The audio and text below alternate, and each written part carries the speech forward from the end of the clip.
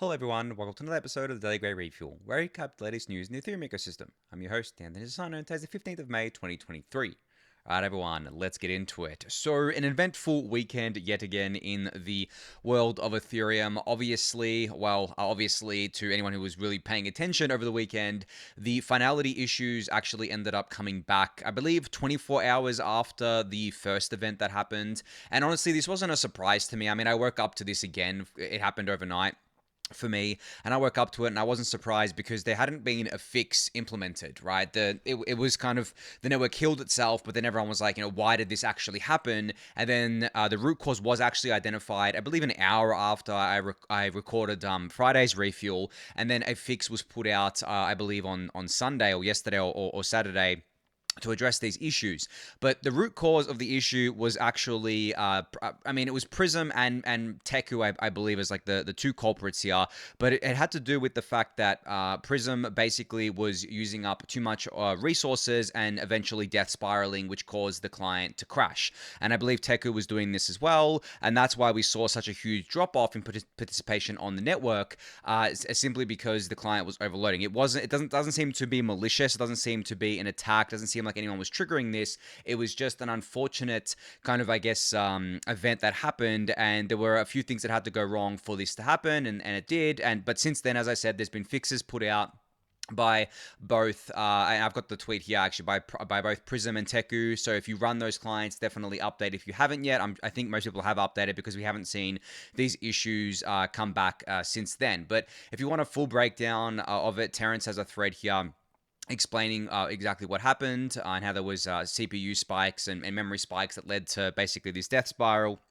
And I believe there's going to be a more detailed post-mortem published this week. Now, of course, this is like the probably perfect and best example we have so far about why client diversity is so incredibly important on Ethereum. If we only had one client, this would have been catastrophic for the network. The network would have gone offline, and we would have been in a much, much worse position than what we are in now. And this speaks to, I guess, Ethereum's core value prop. Ethereum network itself, like layer one, its core value prop is to be a global settlement layer, and a global settlement layer has to have redundancy built in, right? It can't go offline. It has to be redundant against both attacks and bugs that can happen, because obviously bugs are always going to happen. There is no way, 100% foolproof way to avoid bugs, and attacks, same thing. You can protect against attacks, you can set up defenses, but if there was for example, a critical bug that gets exploited on the protocol layer, well, that could happen. There is always a chance that could happen, right? So building in redundancy in the form of things like client diversity is incredibly important to not only the future of Ethereum, but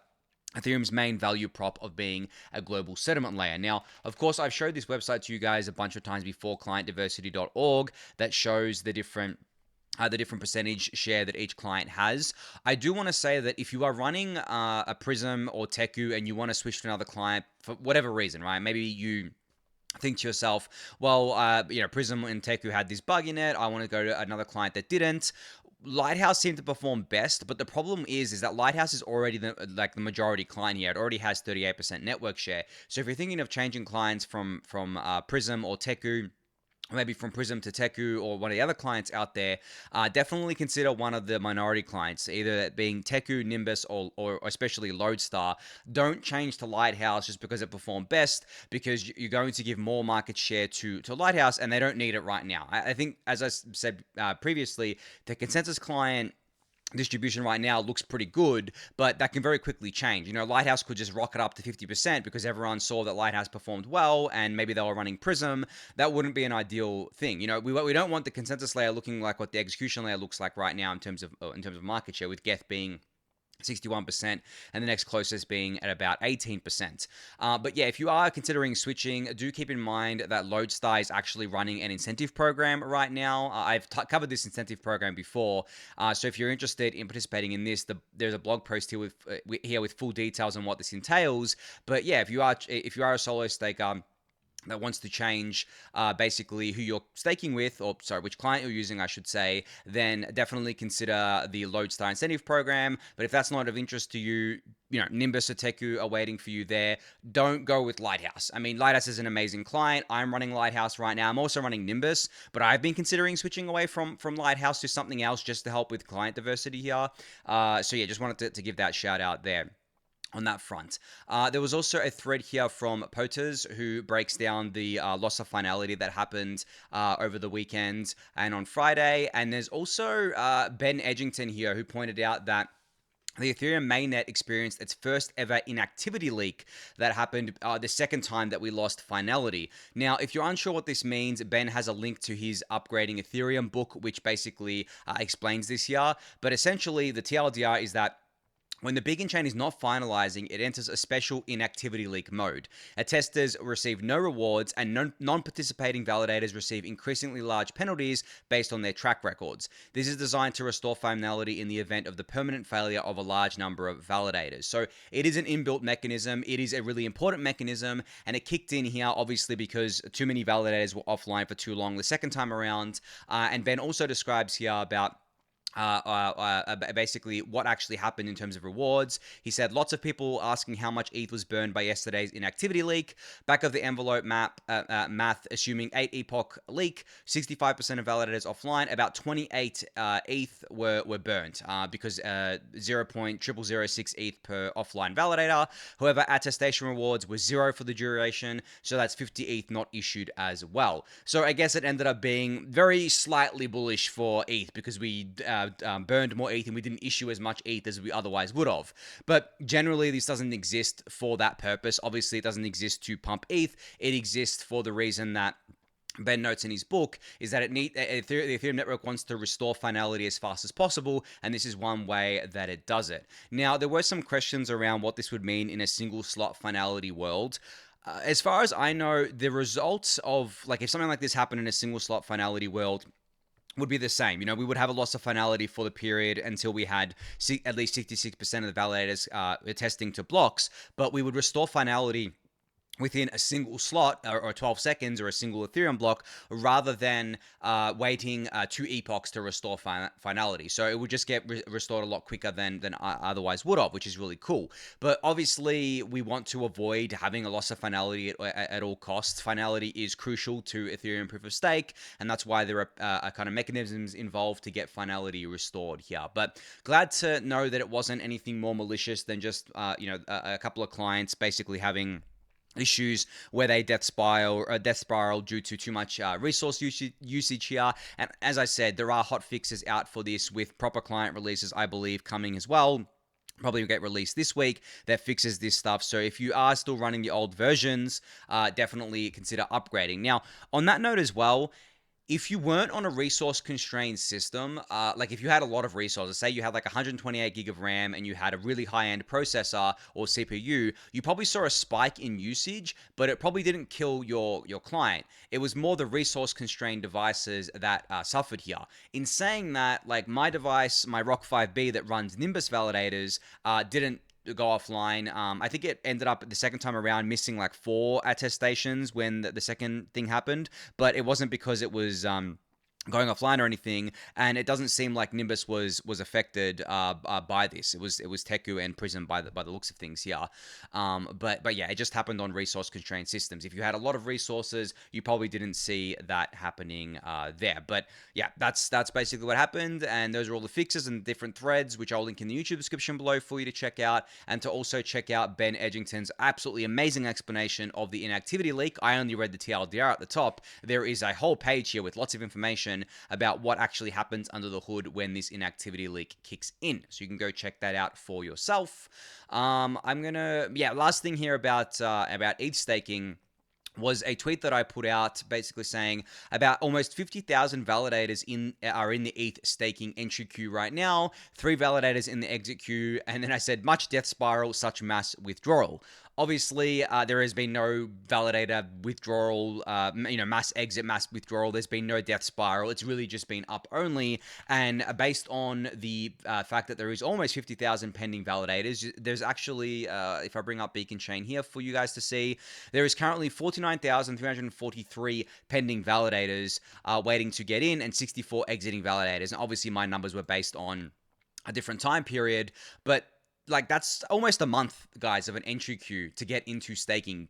That's crazy to me. The fact that like the entry queue is now almost a month. And I remember I warned about this a long time ago that I believed I think I said it post merge, but it's kind of happened post withdrawals that we would see a really long entry queue. So get in before that happened, and I think a lot of people did, but a lot of people are still stuck in the queue.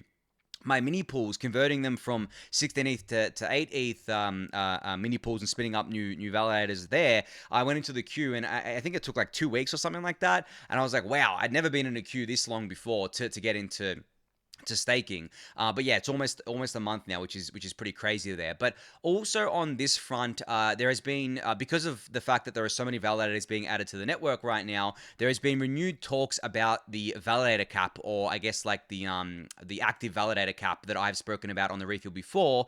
And if you've been seeing those discussions and want to know exactly what that entails, Vitalik's HackMD, or notes post I should say here, from about 7 months ago, talks about this in the context of single slot finality. So the title of the post is Paths Towards Single Slot Finality, and this covers all the different ways that basically the researchers are thinking about doing both single slot finality and also capping the active validator sets, because there will probably need to be a cap eventually for a number of different reasons. It's not that the beacon chain can't handle a large number of validators, it's more about like what is the actual security benefit of more validators being active on the chain versus what is the risk of the chain becoming unstable or insecure for whatever reason. And there are different kind of like trade-offs of each of these approaches, which you can read in this post here. Now, this post, I don't know if there has been an updated version of this, but I would wager that pretty soon we're going to see a lot more talk about this from researchers, from developers.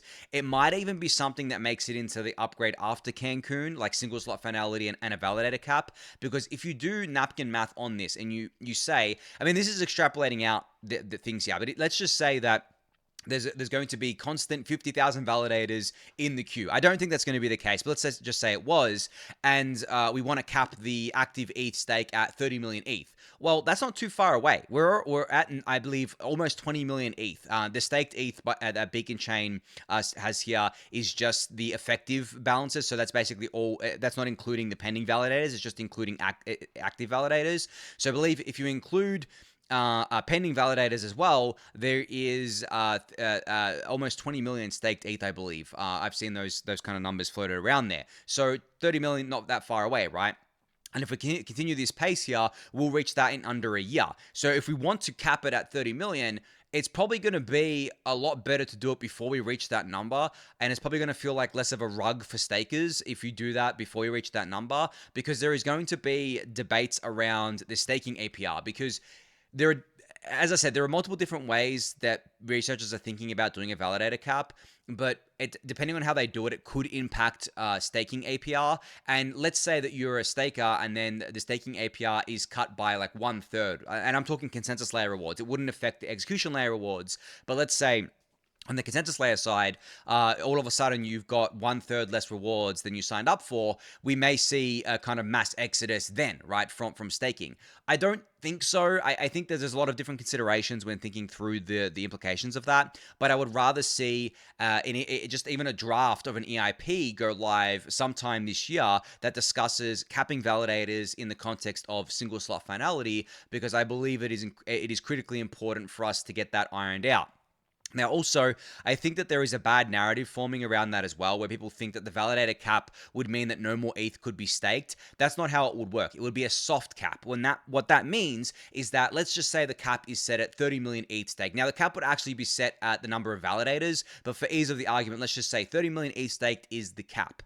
Now, that is a soft cap, which means more ETH can be staked. It just means that only 30 million ETH stake, or 30 million ETH worth of validators, would be active and actively attesting and producing blocks at any given time. So there could still be like 60 million ETH staked, but only half of that would be actively validating and earning rewards. And in an ideal scenario, the reward curve would still be the same, where everyone is still earning the same consensus layer rewards, but then obviously it becomes a bit different with execution layer rewards. But again, a lot of the execution layer rewards are luck based. Like, if you propose a block that has a high payout, a lot of the time it's just luck, right? And that's why you look at these things over the long term and kind of like average out the APR instead of just taking the APR from like a week and extrapolating that out, because that's not going to give you the full picture. Because maybe you get really lucky one week and you propose like a really high reward block. Maybe you get like 1 ETH worth of rewards, and then the next week you get like 0.1 ETH. That's not a good way to look at it. So you need to average it out across like a long time period, such as a year,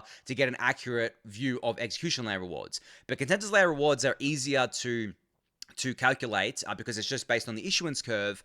But at the same time, there are other things that impact that as well, such as what we saw with the finality issues, right? The inactivity leak, such as potential slashing, such as you going offline, right? If you're offline for like a week, you have to you'll net out to zero if you are online for a week after that, but that's a week worth of rewards that you kind of missed out on, right? You have to make up for over time, but you never really make up for it. You're kind of always chasing it. So, and then obviously a tester or validator effectiveness affects the rewards you get as well. So there are different things that play into it, but just generally, consensus layer rewards are a lot more stable and a lot easier to kind of map out because you know the issuance curve than execution layer rewards are, because execution layer rewards are highly dependent on the Ethereum fee market, not just because of the TIS, but also MEV. If the fee market is at like 5 to 10 Gwei, then MEV opportunities are going to be a lot less than what they are at 50 Gwei, because that's obviously a sign of network demand being lower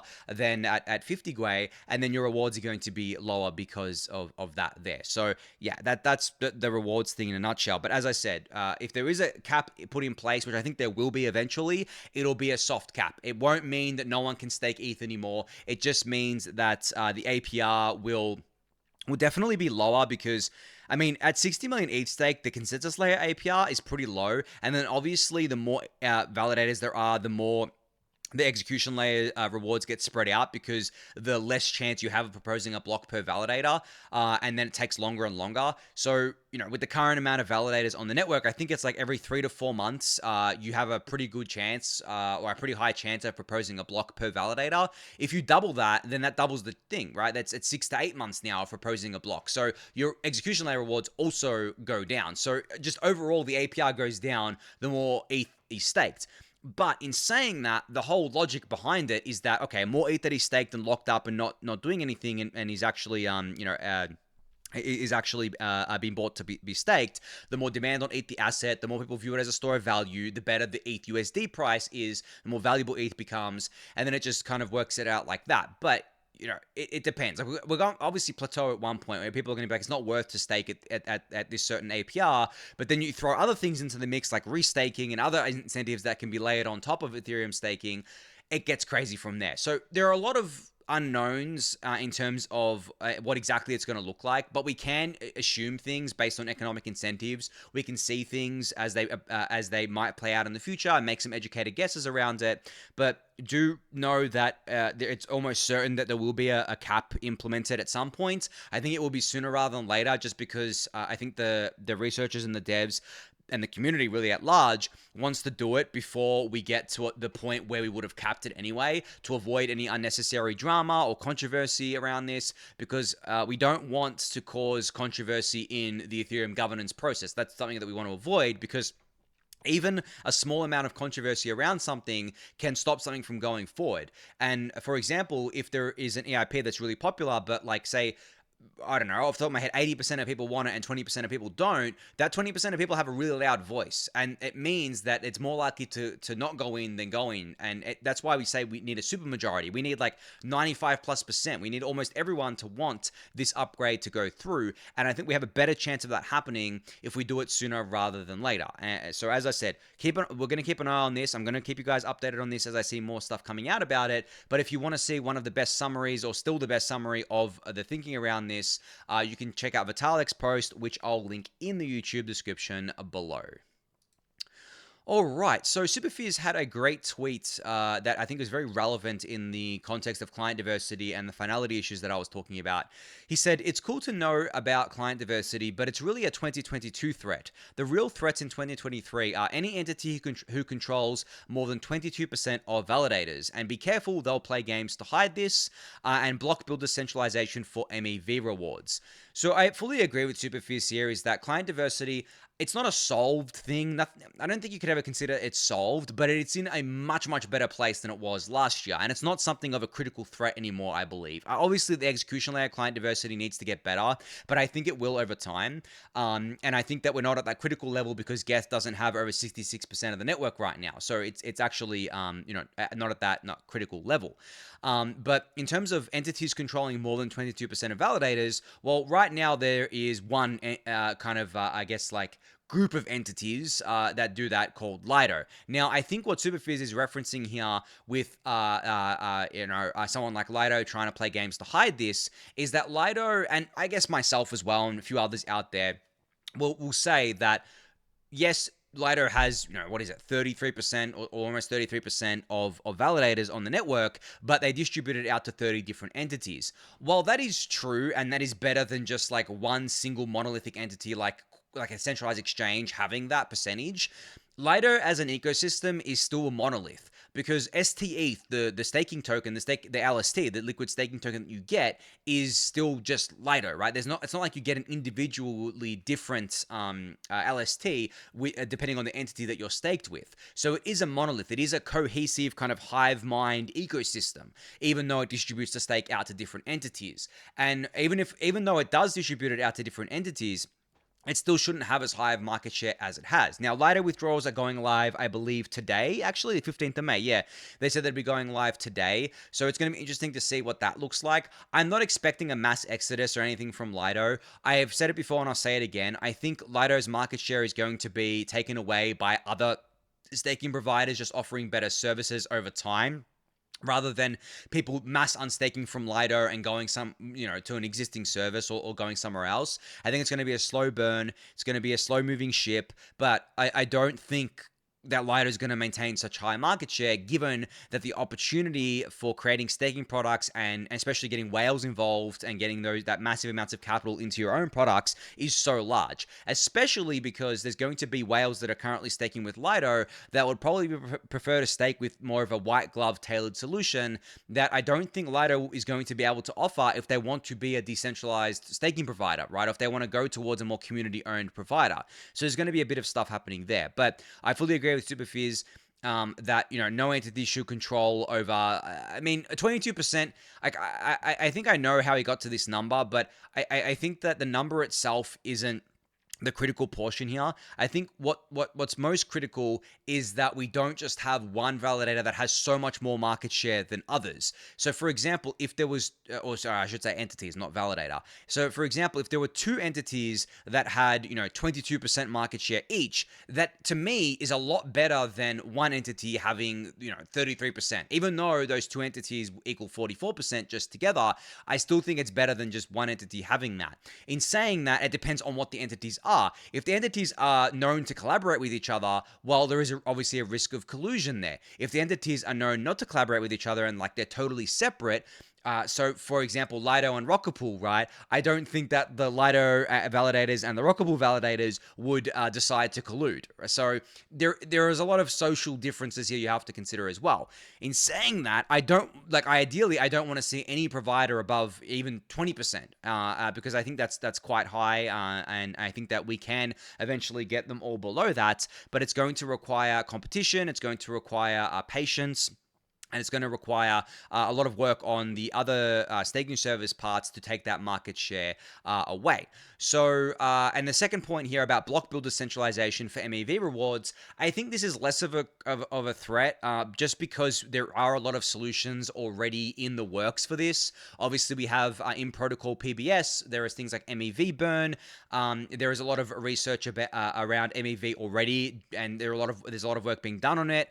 But the current state of MEV with having like that sidecar software with MEV boost obviously isn't ideal, but I think that block builder centralization generally has I think it has been solved at the research level. I think that we just need to implement it and see how it plays out, but generally I don't consider it as big of a risk as I do these entities controlling large amounts of validators. So yeah, but anyway, good of Superphiz to bring these up. Very important points, so thank you to him for that.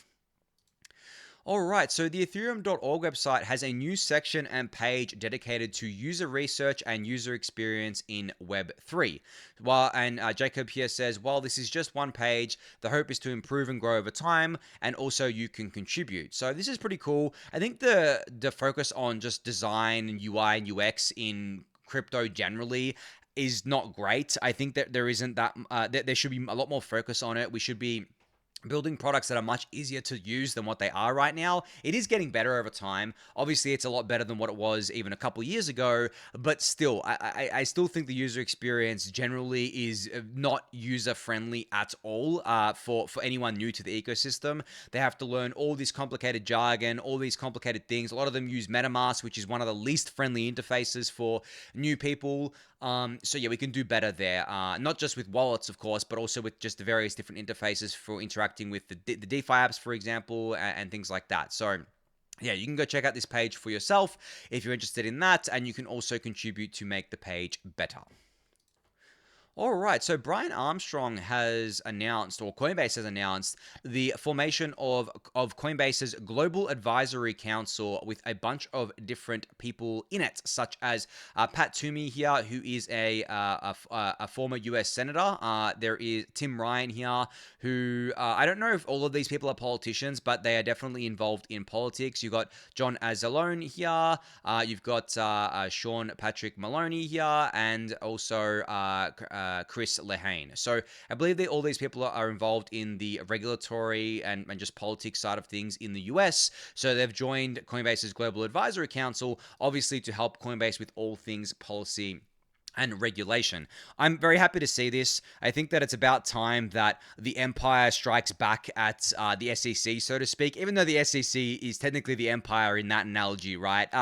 But like you get the kind of like analogy that it's about time we strike back against this big evil that has just been towering over crypto for so long now and just been very unfriendly to us. And I think Coinbase is really the one leading that charge right now. And Brian is definitely the, I guess, like best person to be the face of it, because he obviously is the CEO of Coinbase, and he is obviously an American citizen. Coinbase is a US company, and he's the co-founder and CEO, so I think he's doing a lot of great work on that front, not just with this Global Advisory Council, but everything that he's been doing, especially over the last year or so. But you can go check this out for yourself. There's a blog post here. I'll link it in the YouTube description below. All right, finally here, ETHGlobal has announced the 10 ETHGlobal Lisbon finalists. So there are a bunch of amazing projects here that you can check out, from something called Credential Corgi to Crypto Bureau to ChainGPT. All of these different projects use I guess like different primitives like zero knowledge proofs, for example, AI tools like ChatGPT and other such tools like that. So you can check out the full thread here for a breakdown of each of these projects, which I'll link in the YouTube description below. But it's great to see all the energy actually coming out of ETHLisbon here, or ETHGlobal Lisbon.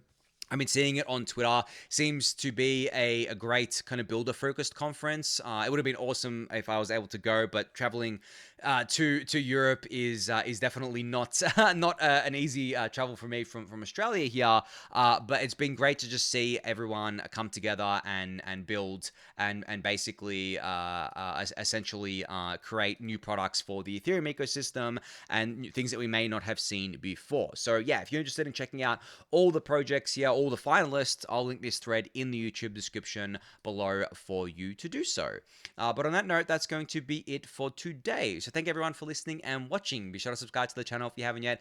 Give it a thumbs up, subscribe to the newsletter, join the Discord channel, and I'll catch you all tomorrow. Thanks, everyone.